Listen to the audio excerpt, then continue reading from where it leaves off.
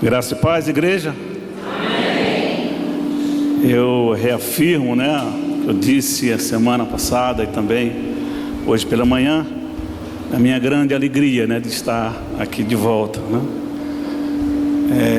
subir nesse púlpito é sempre muito emocionante, e ver a igreja também, os irmãos, é igualmente emocionante, mesmo nesses 7 anos lá à distância, servindo ao Senhor ali na 4ª igreja, onde reiteramos aqui que fomos muito bem acolhidos e saímos segundo a direção de Deus na nossa vida, mas não nos esquecemos em nenhum momento desta igreja, do carinho, que temos muito grande pela igreja, na oração também, e é sempre emocionante passar aqui pela porta e olhar esse templo, olhar a casa do Senhor. E é bom estar de volta, viu, irmãos? E aí, então, já, a minha 2ª semana, eu acho, terceira, já pregando. Então, é uma satisfação servir a Deus juntamente com os irmãos, É sempre emocionante e sempre dá um friozinho na barriga, André, quando sobe aqui. É também assim? Mas vou tranquilizar você, tá certo? Um teólogo reformista, o século XVI, John Knox, ele disse o seguinte, ele tinha uma frase seguinte: eu nunca mais temi o diabo, mas eu tremo toda vez que subo no púlpito, porque é certamente, irmão, de uma responsabilidade a pregação do Evangelho, a palavra do Senhor. E aquele que prega tem que estar ciente que está falando do Deus Todo-Poderoso, do qual não temos o merecimento nenhum. E se aqui estamos é pela graça dele, não é porque queremos, nem porque muito menos merecemos, mas é segundo a graça de Deus. Amém? Nós vamos, irmãos, falar... eu não estou me ouvindo bem, vocês estão me ouvindo? Acho que o retorno para mim está meio difícil. Júnior, me ajudar. O retorno para mim está bem baixo. Irmãos, nós vamos falar com base no Salmo de número 3. E eu fiquei também feliz, viu, pastor? Quando estava aqui no púlpito na semana atrasada, e nesses dias também, e vendo a igreja discorrer e ler os salmos constantemente. E aí eu me atrevi, pastor, a dar uma opinião, E é uma opinião, uma sugestão. É que toda vez que a gente for ler o salmo aqui na igreja, faça uma pequena explicaçãozinha, 3, 4, 5 linhas explicativas acerca do que trata aquele salmo ali. O ano passado,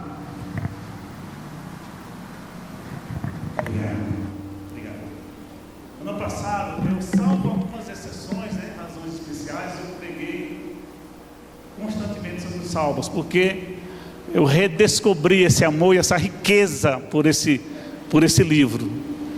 Eu tenho estudado e lido constantemente, e é um livro fantástico, maravilhoso. E o livro de Salmos, irmãos, ele tem um assunto para cada situação da nossa vida. Geralmente ele é usado nas devocionais, usado em alguma situação de conflito, dificuldades, alegrias, mas poucas vezes ele é utilizado como sermão, como pregação. Mas ele é uma fonte de riqueza muito grande. E se Deus permitir, nós vamos falar mais aí a respeito disso, a respeito dos salmos, nas oportunidades que a gente tiver por aqui, com a oportunidade de pregar o Senhor, Então, uma explicaçãozinha rápida, na verdade um lembrete, O livro de Salmos são 150 poemas, Eles são todos musicados, Não são poemas, são poesias, diversos autores, e dividido em 5 livros. Alguém não sabia disso? Que o Salmo é dividido em 5 livros? Alguém não sabia disso? Uns balançaram assim a cabeça, disseram não. Pois é, o livro de Salmos é dividido sim em 5 livros. Então você tem na sua Bíblia, no cabeçalho do primeiro salmo, já tem dizendo aí, do 1 ao 41, primeiro livro. Do 42 ao 72, o segundo livro. Do 73 ao 89, o terceiro livro. Do 90 ao 106, o quarto livro. E do 107 ao 150, o quinto livro. Esses todos livros, né, foram compilados, ajuntados, agregados num só, e nós conhecemos ele por salmos, né? Então por que você diz assim, pastor, mas por que 5 livros? A explicação melhor e provável é que, como é um livro muito importante para o judeu, ele assemelha-se ao Pentateuco, né? Aos livros de Moisés. E para dar essa mesma importância, ele foi dividido também em 5 livros. Então são diversos autores, escrito em pouco mais de 1000 anos, né? E de uma riqueza tremenda para a nossa vida. E hoje então, irmãos, nós vamos falar um pouco a respeito desse salmo, do salmo de número 3. Eu quero que o irmão, por favor, abra sua Bíblia, no salmo de número 3. E evidentemente, em respeito à palavra de Deus, aqueles que puderem, por favor, se coloquem de pé.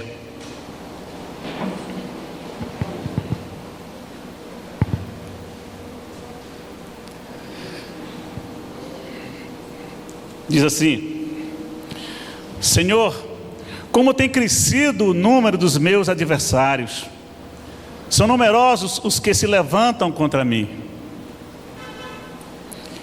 São muitos os que dizem de mim, não há em Deus salvação para ele.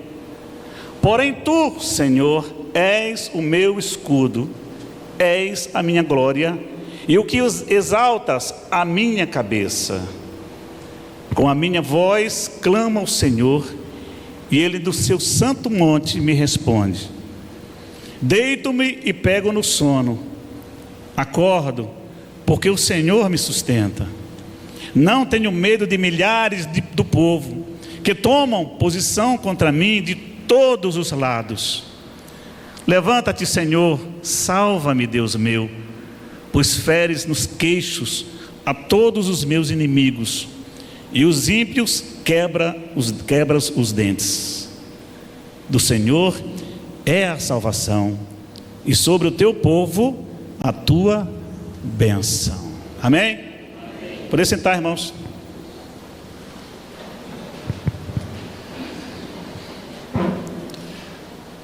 Não se assuste com o título do sermão de hoje, viu? Mas vamos chamá-la de Quando as coisas não andam bem e podem piorar.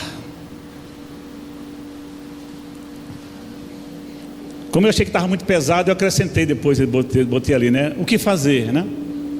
Nós trabalhamos o tempo todo só pensando nisso, que tem situações na nossa vida que, ou momentos da nossa vida que a gente está passando, e quando você pensa que tudo já deu, né, o que tinha que dar, ainda vem mais coisa também. Alguém não passou por isso aqui? Levanta a mão que eu quero conhecer. Alguém nunca passou por um problema que nem terminou aquele, já veio outro, e você pensa, agora sim, não, já acabou a tempestade e vem o pior. Alguém não passou? Algum santo aqui me mostra aqui que, né?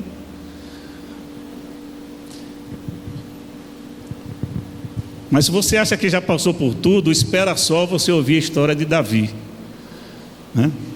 É a história desse salmo, né? Os salmos, a maioria deles, irmão, tem uma história, tem uma razão, tá?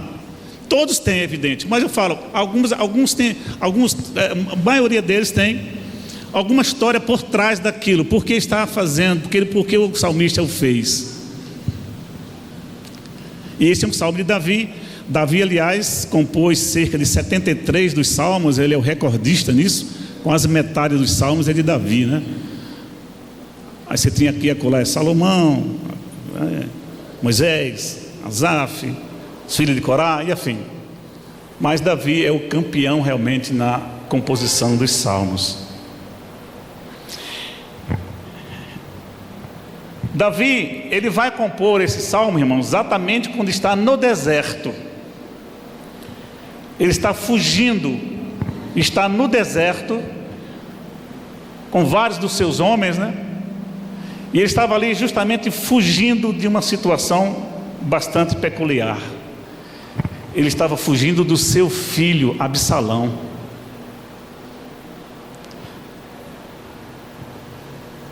Absalão se rebelou, filho de Davi, terceiro filho de Davi, e queria simplesmente usurpar o trono do pai, e mais do que isso, queria matar seu pai. Davi estava fugindo de Absalão, porque Absalão queria matá-lo. Davi reina sobre Israel por 40 anos, 7 anos e 6 meses no reino de Judá, 33 anos com o reino reunificado, né? Então dá 40 anos. Tem um autor, pregador, que diz que o reinado dele é dividido em 2 partes.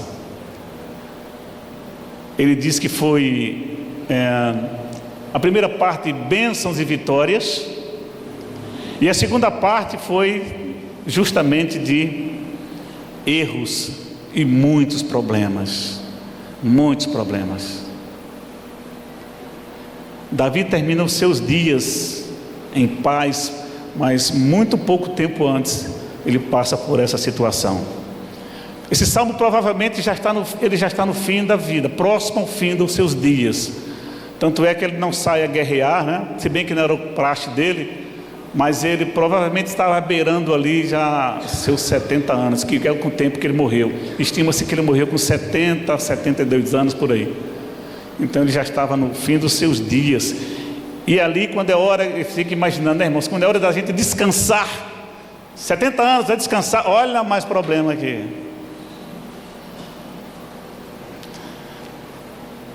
E esse problema, os problemas na vida de Davi começam, irmãos, exatamente a partir daquele instante do pecado que ele comete lá com Batseba, em que ele comete adultério com Batseba, põe o general Urias na frente de batalha para morrer. Depois ele na frente para morrer, para encobrir seu erro. E aí então, depois que Urias, o general, morre, ele toma a esposa e traz para casa. O filho que é gerado não nasce, não, ele morre, né? Depois então Davi se arrepende.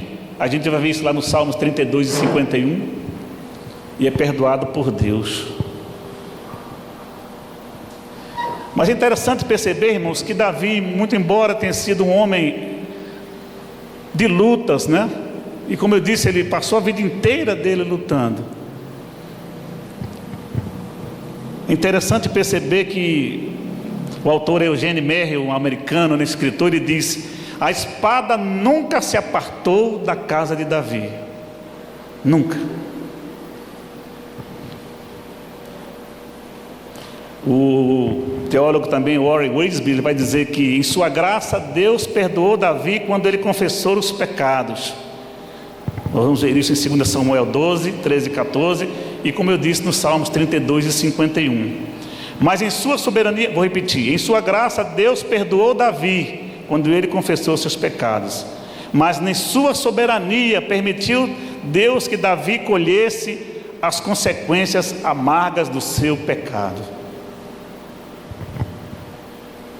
Então, irmãos, assim, o que ele está dizendo aqui é que muito do que passamos é consequência das nossas atitudes, e elas devem ser policiadas.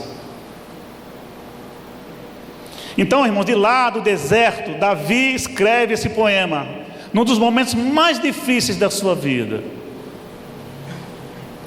no meio talvez da mais dolorosa de todas as guerras, de todas as batalhas que ele já enfrentou, porque essa era uma batalha contra o seu próprio filho. E o pastor Hernandes, no comentário desse livro, né, desse salmo, ele vai dizer que não há glória nessa batalha de Davi, não há glória, porque ganhar a guerra significa matar seu filho, e perder a guerra significa ser morto por seu filho.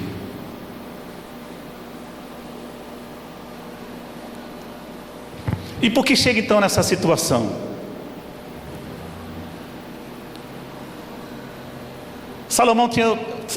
Davi teve muitos filhos, nem como eu disse, o Absalão foi o terceiro. E ele tinha outros, né? E vamos destacar aqui o Amnon e Tamar. Tamar era filha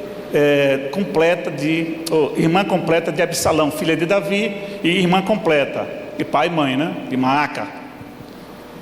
Amnon era meio irmão de Tamar. E acontece que um dia Amnon se apaixona por Tamar. Absalão era um homem muito bonito, alto, forte. A Bíblia vai dizer, nós vamos ler adiante, daqui a pouco, que ele era um homem perfeito, não tinha um defeito nele. Mas sua irmã também era bonita, e cresceu muito bonita, Tamar. E aí despertou os olhos do seu meio-irmão Amnon. E Amnon então se engraça em excesso de Tamar e arquiteta um plano, né, de tê-la em seus braços, né? E juntamente com um primo seu arquiteta um plano, inventa que está doente, para que Tamar viesse lhe dar comida. E nisso então Amnon comete estupro na sua meia-irmã Tamar. E ela então tenta falar com ele para recuperar, na verdade para ficar com ele e casar, porque ele tem que se reparar daquela situação. Desde quando ela ficaria difamada, mal famada, ela era virgem, e ele simplesmente manda ela embora. E ela sai com as roupas rasgadas e chorando, e vai para a casa do seu irmão Absalão, e passa lá 2 anos. Esse texto também, viu, irmãos, esse aqui se levar para aquele programa da televisão de casos de família, cabe direitinho, viu, irmão? Porque aqui é caso de família mesmo. Quando Tamar então vai para a casa de Absalão, qual é o erro de Davi? Ele não consola Tamar, não fala nada com ela, não faz um carinho na sua filha, não reclama de Amnon, não diz nada com ele também. E nos 2 anos que Tamar passa com Absalão, ele não dirige a ela uma palavra sequer. Só que Absalão passa esses 2 anos arquitetando a morte de Amnon. Não diz nada a ninguém. Chega um dia, ele inventa lá uma festa da tosquia e chama todos os irmãos de Davi, inclusive o próprio Davi, né? Aí Davi dá uma desculpa lá para ele. Essa história toda, irmão, está ali a partir de 2 Samuel, tá? No capítulo 15. Aí você pode correr até o 19, que a história é grande. Se quiser, eu leio tudinho aqui, não tem problema não, tá? A gente lê. Aí daqui meia-noite, mas leu tudinho. Mas eu estou tentando abreviar, né? Então, então ele não reclama de Absalão, perdão, nem consola Tamar e nem fala com Amnon. E aí, 2 anos, Absalão passa tramando, chama os irmãos para uma festa, e Davi bota logo a barba de molho, né? Absalão chama ele e diz: não, eu não posso ir, eu não vou. Ele começa a dar desculpa. Absalão insiste que Davi vá, mas diz: não vou ser pesado demais para você, né? Ou seja, eu sou um rei, não, que festa você vai dar para um rei e tal. Ele dá uma desculpa, ele não vai, mas Amnon vai, né? E lá com os seus homens, né, Absalão planeja a morte de Amnon. Ele diz: quando ele estiver bêbado, se tiver bebido tudo, aí é hora de que se despedindo, aí vocês matam ele. E assim fazem. Depois que ele está em alta, né, já bebeu todas ali, né, confundindo o urubu com o papagaio, né, tá entendendo? Aí eles cometem ali o crime e matam Amnon. Isso chega lá para Davi. Só que chega para Davi, irmãos, as fake news daquele tempo já tinha, viu, irmão? Aí chega para Davi e diz: olha, mataram todos os seus filhos. E Davi entra a loucura. Aí daqui a pouco chega e diz: não é assim não, rapaz, calma a história, não é assim não. Só morreu Amnon. Mas nem por isso Davi deixa de ficar triste, né? Ele fica triste e irado com Absalão. Nisso, Absalão, com medo de Davi, evidentemente corre para a casa do seu sogro, né? Casa da sua mãe Maaca, né? E lá fica por 3 anos. 3 anos. Depois de 3 anos, a Bíblia vai dizer aqui que Davi, vamos no popular, ele sentiu saudade, né? Mas não queria que ele viesse, mas lembrou-se do filho, né? E aí seu general Joabe vai dizer, olha nos olhos de Davi e diz, acho que está na hora de voltar.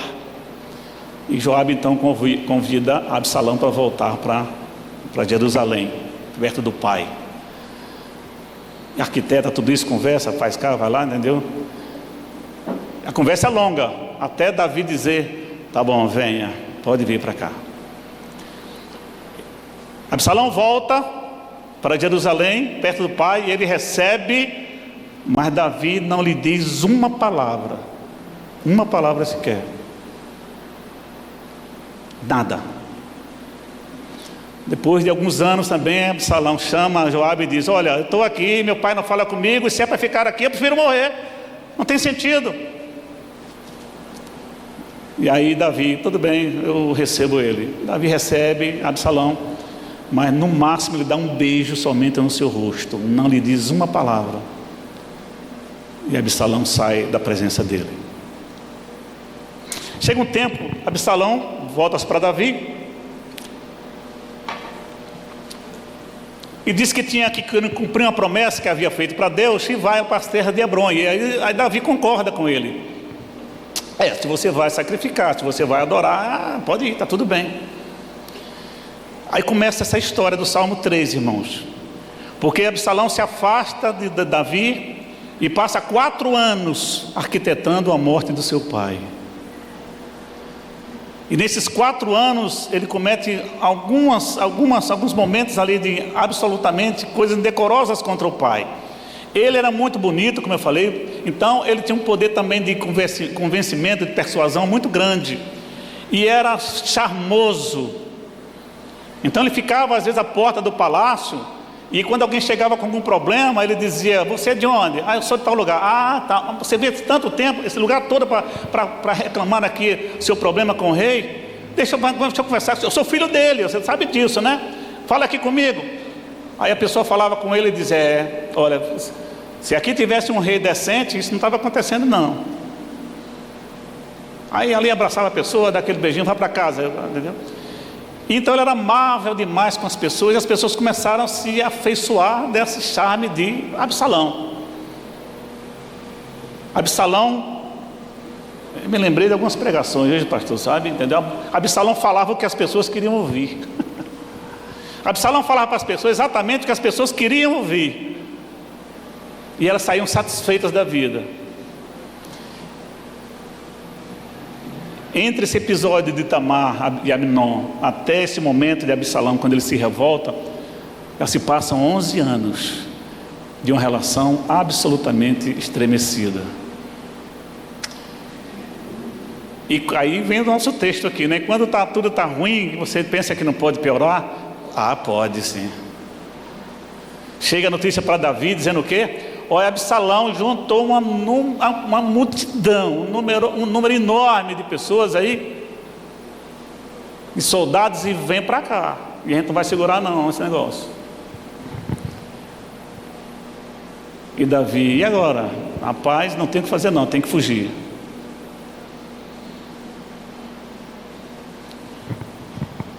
A conversa, mais uma mentira, chega para Davi e diz, olha, Absalão reuniu todo Israel, todo. Aí Davi disse, eu estou perdido, eu só tenho alguns poucos aqui em Jerusalém. Se todo Israel vem contra mim, vai passar aqui por cima feito trator, não dá. Então Davi, irmãos, vamos entrar no Salmo 3. Davi então, ele pega o que dá e vai embora na noite, com o rosto coberto, com os pés descalços e chorando. E onde ele passava, as pessoas choravam também. E todos os homens que o acompanhavam, todas as pessoas choravam também com Davi. Davi atravessa ali o Monte das Oliveiras, vai em direção ao deserto, e lá, no deserto, alguns falam em tendas, que ele estava morando em tendas, outros dizem caverna mesmo, mas ele estava no deserto. Lá no deserto, nessa situação, pensando agora na vida, ele escreve esse salmo.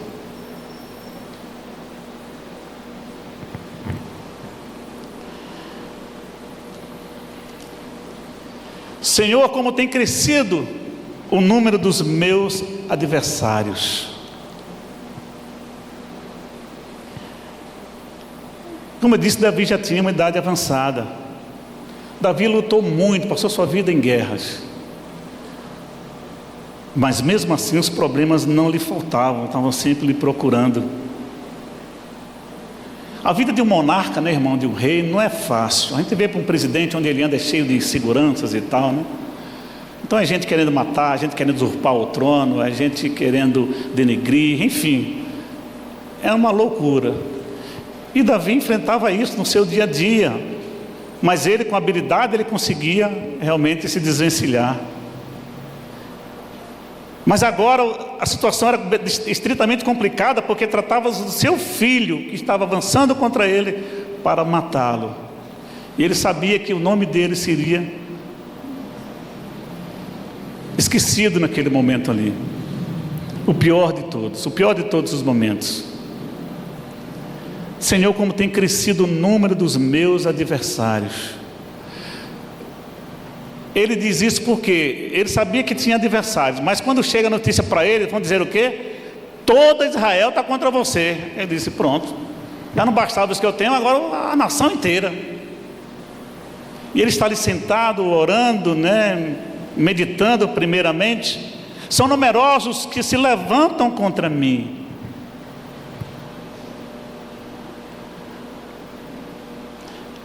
Resiste também que alguns que eram leais a Davi, deixaram, como Aitofel também era muito leal a Davi, e desbandeirou para o lado de Absalão. Então ele conta isso aqui também. Ou seja, né, são numerosos que levantam contra mim. Então, além do que ele tinha, pessoas também o deixaram, mesmo aqueles que eram, ou muitos daqueles que eram fiéis a ele.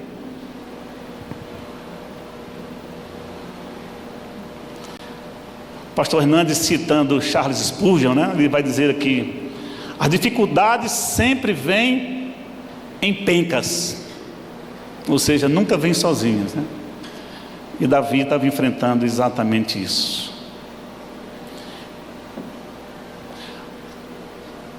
Por isso que eu perguntei, né? Falamos no início, né, irmão, saber como é a nossa vida, se já passaram por essa situação. Porque às vezes nesse vale, né, que atravessamos, a impressão que temos é essa, que não bastam os nossos problemas, outros vêm em seguida e não dão nem trégua às vezes na nossa vida. Isso às vezes mexe com o nosso interior, mexe com a nossa cabeça, mexe até com a nossa fé. Isso é muito comum acontecer. Termos a fé abalada por conta de alguma situação. Alguém traz uma solução e você vê que geralmente, se não for do meio evangélico, é uma solução que não tem nada de espiritual. Você tem que sair, desanuviar sua cabeça, você tem que se divertir, tem que curtir a noite, rapaz, você está muito tenso.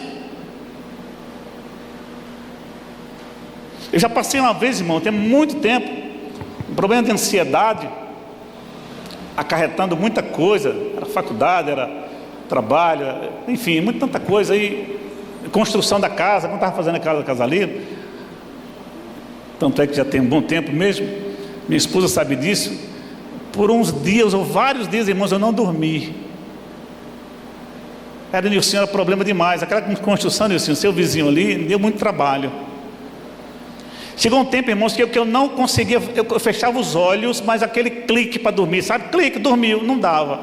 Eu via tudo passar na minha frente, o trabalho, a igreja, a faculdade, a construção, assim, feito um filme. Eu estava para ficar doido. Fui em 3 médicos. Eu andava com a cara de cadavérico, eu não sei. E não passava aquilo. Aí tinha um remédio, passaram ansiolítico, dose aqui, dose acolá, nada.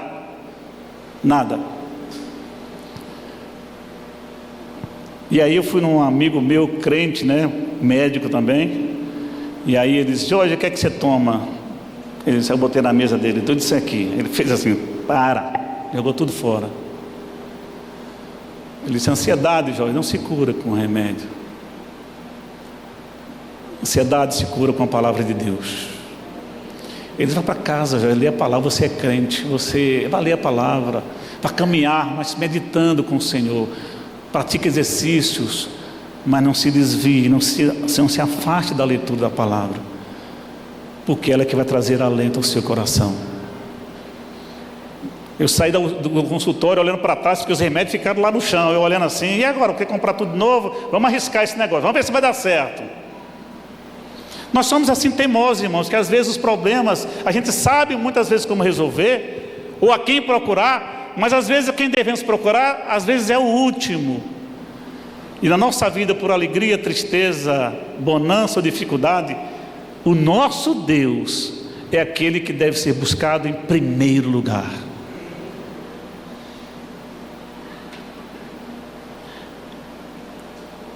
Aí vai dizer aqui, né? São muitos, né?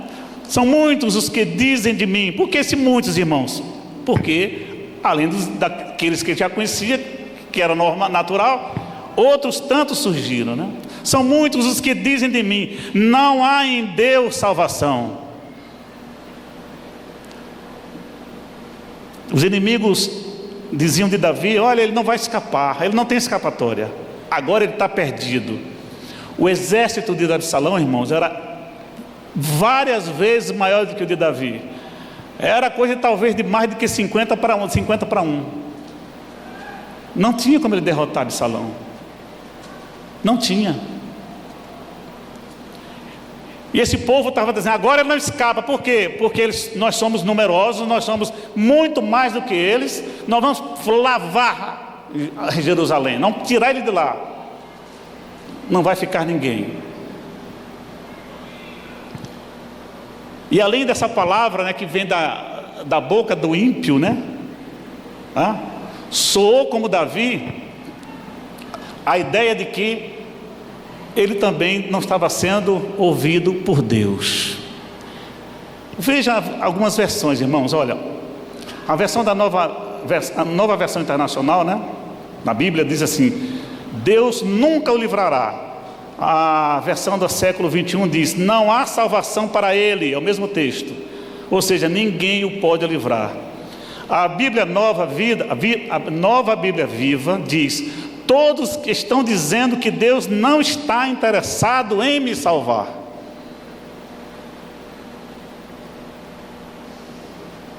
Isso provavelmente passou na cabeça de Davi também. Mas será que Deus agora realmente não está comigo?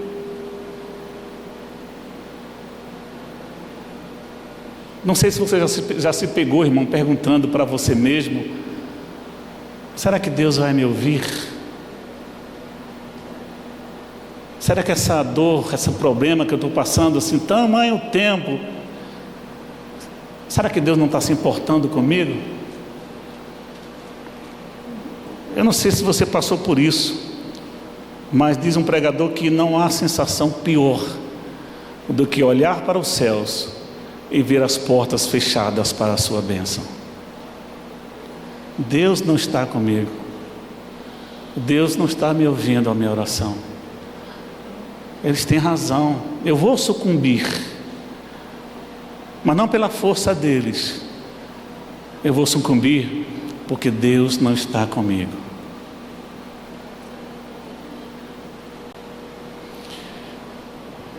Então, lendo essas versões, eu concordo, né, com o pastor Hernandes. Ele fala um pouco disso no seu livro.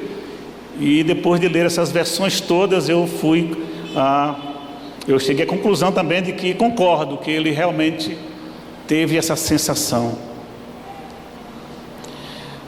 Aí, depois do versículo 2, na sua Bíblia provavelmente não tenha, a menos que você tenha uma versão corrigida fiel, ou mais tradicional.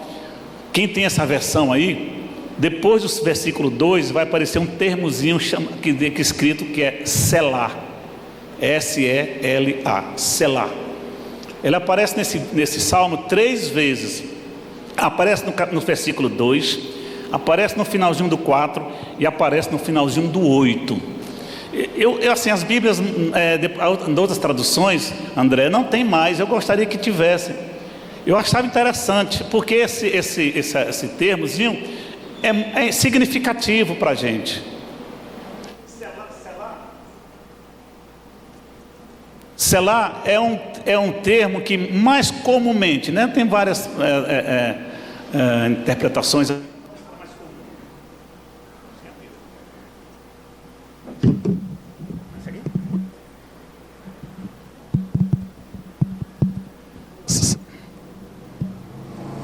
Ei.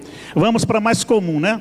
Selá significa uma pausa musical, provavelmente para uma reflexão, certo? E aquela reflexão serve do seguinte: para você ver o que você escreveu, por que você escreveu e que destino você vai dar dali por diante. Ou seja, continua naquele termo ou não, tá? Então Davi está nesse momento na caverna, ou no deserto, melhor dizendo. E aqui então, depois do versículo 2, ele está vendo, falando dos seus inimigos numerosos, e para ele não tem escapatória. Ele faz uma pausa. E é muito interessante ele fazer isso. O evangelista e missionário George Miller, né? Ele diz que a fé não atua no âmbito das possibilidades. Não há glória para Deus naquilo que é humanamente possível. A fé começa onde as forças do homem terminam. Davi está arrasado ali. Só que agora daquela famosa pausa. E aí? Charles Spurgeon vai diz assim que quando você passa por aflições, preste atenção nisso. Quando você passa por aflições, a soberania de Deus é o travesseiro sobre o qual você coloca a sua cabeça. E Davi então pausa ali, né, e tal, e o que é que eu vou fazer da vida? E Davi então retoma, melhor dizendo, né, dessa feita no versículo 3, e aí para a nossa professora de português ali, Bia, né, Bia, ele começa com uma conjunção adversativa, mas porém, contudo, todavia, né? Porém, tu, Senhor, és o meu escudo. Porém, tu, Senhor, és o meu escudo. És a minha glória e o que exaltas a minha cabeça. Então Davi, irmãos, tira 3 conclusões aqui a partir do seu relacionamento com Deus. Deus lhe é escudo, Deus lhe é a glória, e Deus é quem exalta a sua cabeça. Essa ideia de que Deus é escudo vem lá desde Gênesis capítulo 1 e 1, né? Quando Deus diz que é o escudo do seu servo, da nação também de Israel. Davi vai afirmar isso também mais adiante no Salmo 7, no 18, no 59 e no 84. Que Deus é o escudo de Israel. O escudo a gente sabe que é um instrumento de batalha usado em defesa. Então, a gente vai lá para o Salmo 139 e a gente vai ver isso. Vamos lá, irmão, no Salmo 139.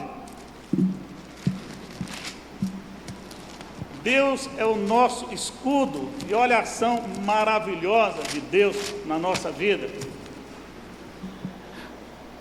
Versículo 5: tu me cercas por trás e por diante, e sobre mim pões a mão. Tal conhecimento é maravilhoso demais para mim, sobremodo elevado, não o posso atingir. Para onde fugirei, me ausentarei do teu espírito? Para onde fugirei da tua face?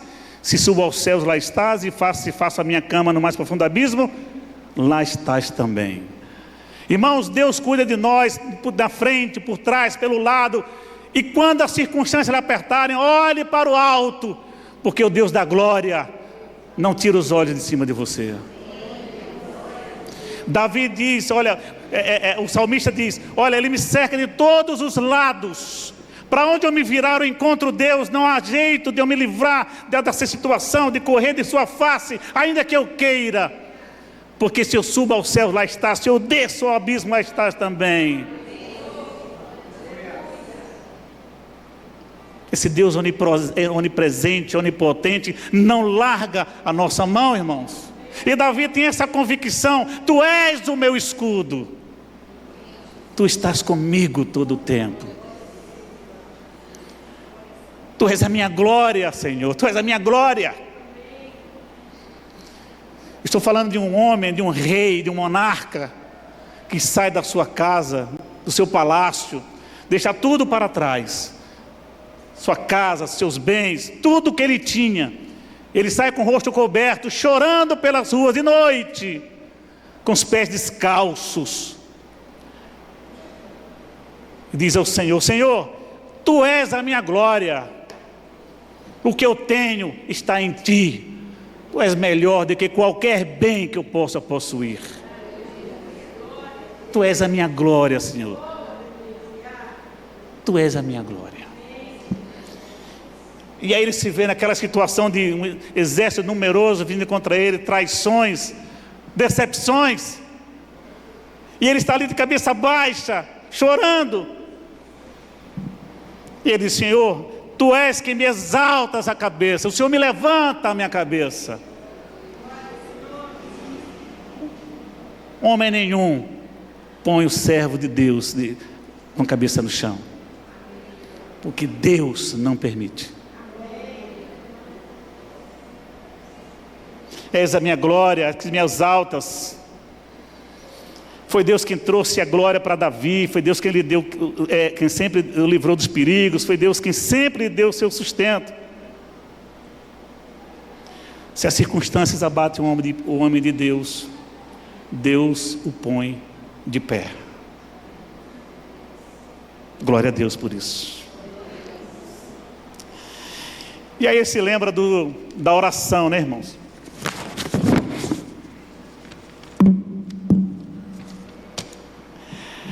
Com a minha voz clamo ao Senhor, e Ele do seu santo monte me responde. O pastor Hernandes tem uma frase maravilhosa, né, nas suas pregações. E ele diz também que quando você ora, preste atenção. Preste atenção. Na próxima vez você traz um caderninho para anotar, viu? Quando você ora, você fala com aquele que tem o poder de mexer com as circunstâncias. Mesmo quando a derrota já parece consumada. Deus é quem move todas as coisas em função do seu servo.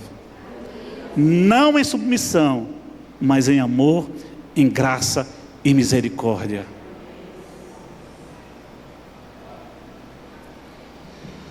Eu vi essa frase uma vez do pastor Augusto Nicodemos, mas pelo que eu sei, não é bem atribuída a ele, mas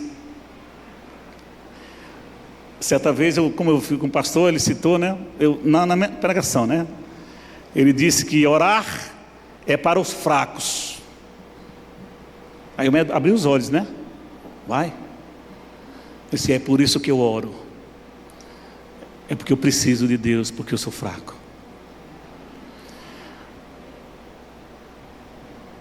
A oração é sempre para o necessitado, irmão, sempre para o necessitado.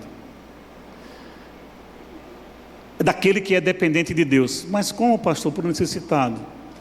Eu posso estar no momento de glorificação, de exaltação, alegria.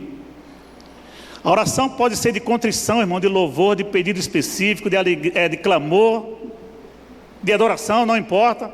Será sempre daquele que busca no Todo-Poderoso a razão da sua fé. Então não importa a oração que você está trazendo para Deus, a ser de louvor, de adoração, de contrição, vai ser sempre de um dependente do Deus Todo-Poderoso, porque Ele é infinitamente santo, muito mais do que qualquer um de nós. Nós somos sempre dependentes de Deus, apesar daqueles momentos que estiverem passando por bonança. O pastor ainda continua dizendo, o pastor Hernandes diz que a oração é a arma mais poderosa do mundo. Não há nada mais poderoso na terra do que um santo de joelho. E continua: a oração une a fraqueza humana com a onipotência divina. Ele conecta o altar da terra com o trono dos céus. Quando oramos, temos a consciência de que aquele que está sentado no trono é quem governa a nossa vida.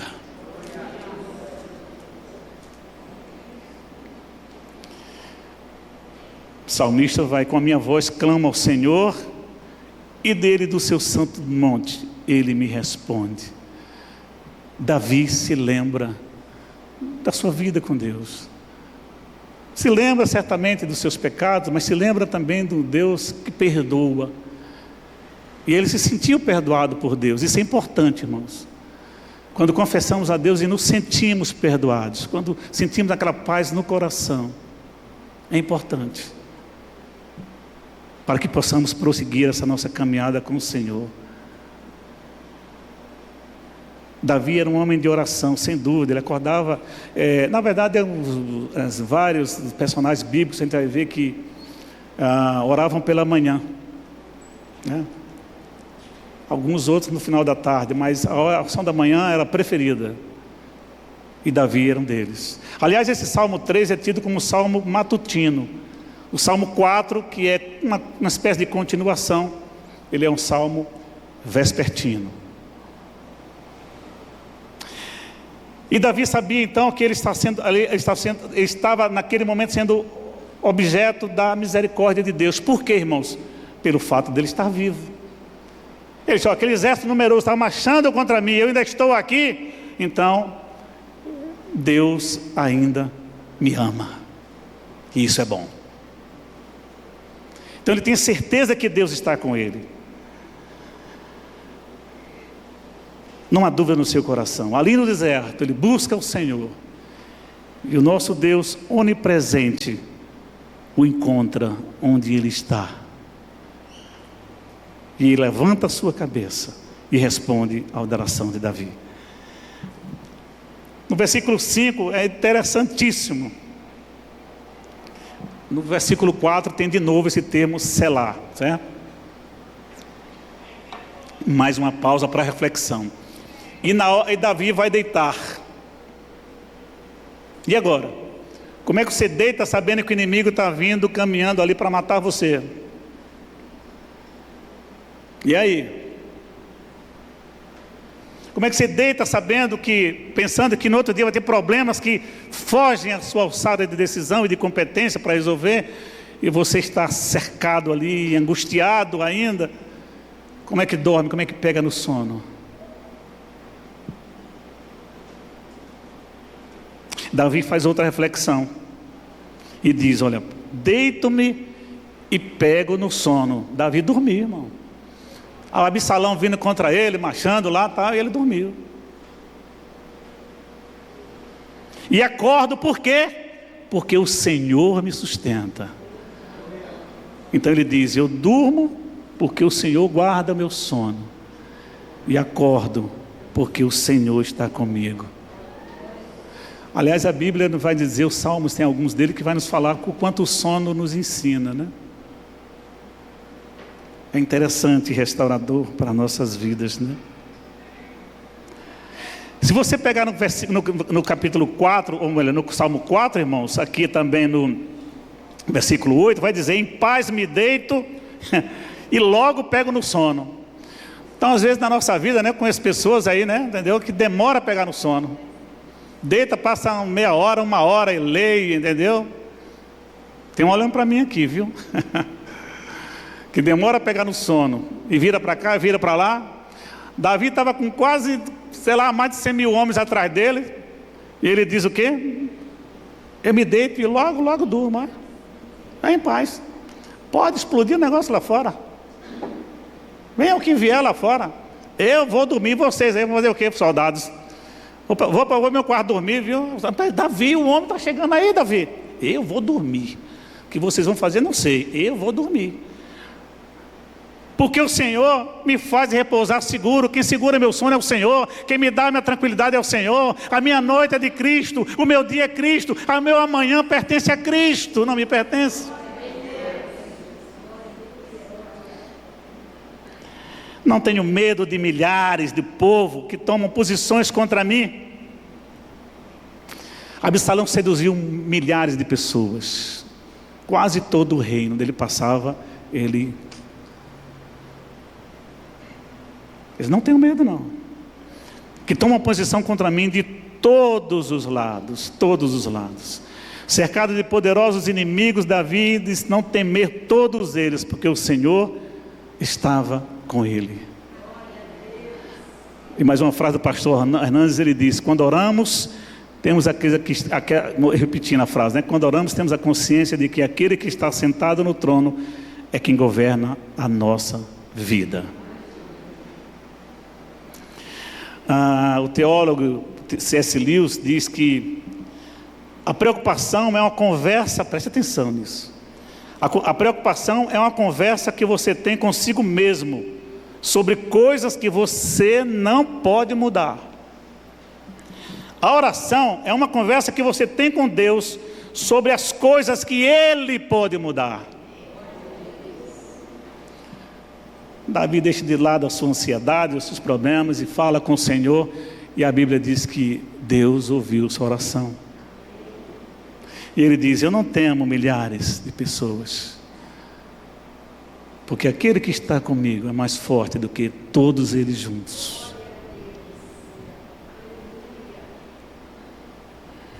Para se conversar com Deus, Davi toma atitude, né? Vamos ver aqui que ele, quando ele disse não tenho medo, então ele se levanta. Eu vou contar esse finalzinho de história no instante. Então ele se levanta e vamos lutar. E aí como faz um estratagema lá para poder lutar contra Absalão, manda uma pessoa da sua confiança lá para o palácio lá de Absalão, já tinha tomado Jerusalém, então ele manda lá para se infiltrar, para dar uma palavra ali, digamos, de engano, para então tentar desviar o caminho de Absalão. E dito e feito, Aitofel é consultado por Absalão sobre o rumo da guerra, e diz: me dá 30 mil homens, que eu vou agora lá e acabo com todos eles. Vou passar por cima, vou passar por cima mesmo. Aí o servo de Davi está ali, o Zai, se não me engano. E aí ele diz: não, o que você diz para mim, Zai? O que você fala para mim? Me diz aí a sua opinião. Ele se chegou para Absalão, né, mandado por Davi, mas dizendo que tinha abandonado Davi. E Absalão acreditou. É claro que tem a mão de Deus aí, né? Vai lá que esse negócio eu cuido. E aí Absalão acredita na orientação do servo de Davi, pensando que era melhor. Aí ele diz: olha, eles vão por aqui, tu passa o Jordão, vai para o outro lado, porque eles vão passar, eles mandam um serviçal, né, avisar. E Davi então vamos para o outro lado, né? E é dito e feito, Absalão vem com as pessoas, com seus soldados, muitos. Aitofel se suicida, por quê? Porque ele deu conselho ao rei e o rei não aceitou. Ele se sentiu menosprezado, então se enforcou. A história que se conta assim, irmão, se não tivesse mudado o rumo, Davi não tinha realmente escapatória. Então vemos mais uma vez a mão de Deus tratando essas circunstâncias para poder então resolver algo em favor do seu filho. E então ele divide o exército em 3, e os homens dele dizem: não, você não pode ir na frente, você fica aqui, você vai ficar aqui, e nós vamos cuidar disso. A batalha é tremenda e morre muita gente, 20, 30 mil pessoas, uma coisa assim. Muita gente morre. Mas o exército de Davi, o exército do Senhor, o exército que estava com Deus, é vencedor. Eu não falei de uma característica do Absalão. Ele tem um cabelo muito comprido, a cabeleira grande, e ele cortava esse cabelo dele a cada ano, uma vez por ano, trazendo dos ciclos do peso do cabelo para cá. O peso do cabelo dele, quando ele cortava para doar e vender e tal, era cerca de 2,4 kg, quase 2,5 kg só de cabelo. Leila ali se admirou, né, Leila, entendeu? E então, Leila, o que acontece? Essa cabeleira longa dele, que era um charme para ele e tal, entendeu? Trabalha contra ele agora. Porque o desenrolar da guerra se torna tão ruim, então para ele, que eles começam a fugir pela selva. Aí então a Bíblia vai dizer ali que assim, coisas acontecem, que eles morrem muitos e até não tem nem explicação. Então provavelmente mataram uns aos outros, provavelmente foram devorados por feras, tá? E o exército de Davi atrás deles também. E Absalão, quando vê a coisa agoniada, ele corre no seu mula, né? No seu mulo. Então vai pela floresta e seu cabelo grande sacudindo, o que é que faz?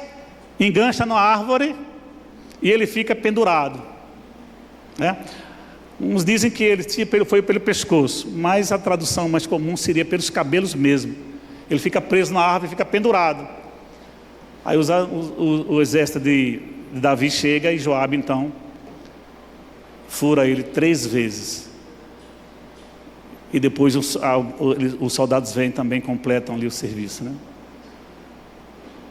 Interessante perceber também, irmãos, que mesmo depois da morte de Absalão, Davi vem a chorar. Ele chora por seu filho. Ele fala: meu filho Absalão, meu filho Absalão, meu filho Absalão, quando sabe a notícia dele, né? E Joabe então lhe chama a atenção e diz: rapaz, você está chorando, o cara quer lhe matar e tal, lava o seu rosto, vai falar com o povo. E Davi então vai falar com o seu povo. Levanta-te, Senhor, salva-me, Deus meu, pois feres nos queixos dos meus inimigos. Quem assiste lutas de pugilismo aí sabe o que é um soco no queixo, né? Ele é fulminante. Davi, por ter sido caçador também, acho que ele entendia o traçado ali, sabia quando o queixo quebrava, né, de uma presa, né? Então não tinha escapatória para ela, era morte mesmo. E é isso que ele diz a respeito de Deus com os seus inimigos: feres nos queixos a todos os inimigos, meus inimigos e aos ímpios, e quebra-lhes os dentes. Ou seja, Deus destrói completamente os seus inimigos. E por fim ele vai dizer: do Senhor é a salvação, e sobre o teu povo a tua bênção. E novamente, Selá, ou seja, novamente um momento de reflexão. Deus é quem cuida do seu povo. Deus é quem cuida da igreja. Irmão, não se atreva, em nome de Jesus Cristo, não se atreva, em no momento da sua vida, colocar a sua fé, esperança de melhores dias, de vida, de qualquer situação, na mão de qualquer homem. Olha, essa coisa de confiar em homem em detrimento de confiar em Deus, não foi muito bem visto por Deus. E lá o Antigo Testamento é repleto de situações assim. Vou fazer tal com pessoa porque ele vai me salvar, me permita, né? Vou voltar em fulano porque ele é a salvação. Muito cuidado, irmão, muito cuidado. Deus não costuma tolerar situações como essa. Deus é quem cuida do seu povo. Foi Deus quem nos sarou no passado, é Deus quem cuida de nós no presente, é Deus quem por Jesus Cristo cuida do nosso futuro. As nossas vidas estão na mão do Senhor. É Ele quem, segundo a sua graça, cuida de nós, misericórdia dispensada sobre nós todos os dias, e nos dá a sua bênção. É o que Davi diz aqui: do Senhor a salvação, e sobre o teu povo seja, Senhor, a tua bênção. A tua bênção. Olha que coisa maravilhosa, né, irmão? Para encerrar, irmãos, eu estava lembrando aqui de uma música, né? Lembrei de uma música que ela diz assim, né? Você me leva ao deserto para falar de amor, me deixa passar pelo vale para mostrar que está comigo, me põe no meio da tempestade e pinta um arco-íris para me dizer no fim que a tua fidelidade não acabou. Por que Davi passou por tantas lutas? Irmãos, cada qual tem a sua própria história e experiência com Deus. Não precisamos passar por todas essas lutas. Nós temos as nossas lutas próprias. Algumas decisões de Davi levaram aquela situação para ele a situações profundas, né? Talvez algumas decisões nossas nos levem para situações delicadas. Mas o pastor Hernandes diz uma coisa também interessante sobre esse vale, sobre esse deserto. Ele diz, olha, se Davi não tivesse conhecido o deserto, ou se não houvesse o deserto na vida de Davi, nós não teríamos a maioria dos salmos que ele compôs. Então o deserto, irmãos, vamos trazer também experiências e construção. Deus não tem o interesse em nos destruir a vida, mas às vezes passamos por deserto porque Ele quer falar conosco, porque Ele quer um pouco da atenção do nosso dia, porque Ele quer trabalhar na nossa vida, ou às vezes porque Ele quer dizer simplesmente, eu amo você. Qual é o título da mensagem mesmo, irmãos? Quando as coisas não andam bem e podem piorar, o que fazer? Confie no Senhor e o busque, porque o Senhor teu Deus é contigo, por onde quer que andares. Que Deus nos abençoe.